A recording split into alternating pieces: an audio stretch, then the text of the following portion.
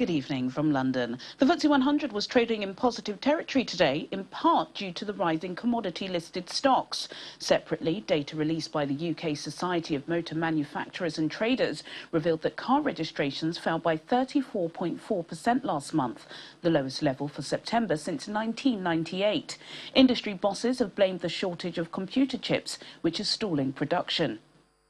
Yesterday's outage of Facebook's social media platforms has wiped $50 billion off the value of the company and $6 billion off Mark Zuckerberg's personal wealth.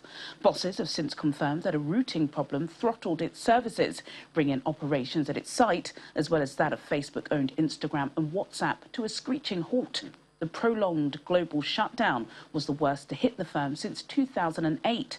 Separately, a former employee turned whistleblower who accuses the firm of amplifying hateful content will testify before America's Congress later today. Chinese property developer Fantasia Holdings has failed to repay a $206 million bond payment, which was due yesterday. The development adds to the evolving crisis surrounding the country's highly indebted property companies. Fitch Ratings have now downgraded Fantasia to CCC from B, citing concerns over the firm's cash flow situation. The default will add to fears about the financial health of the Chinese property sector, which accounts for as much as 15% of the country's GDP. A federal jury has ordered Tesla to pay more than $130 million in damages to a former black employee who endured racial taunts and offensive graffiti at the electric car maker's Northern California plant.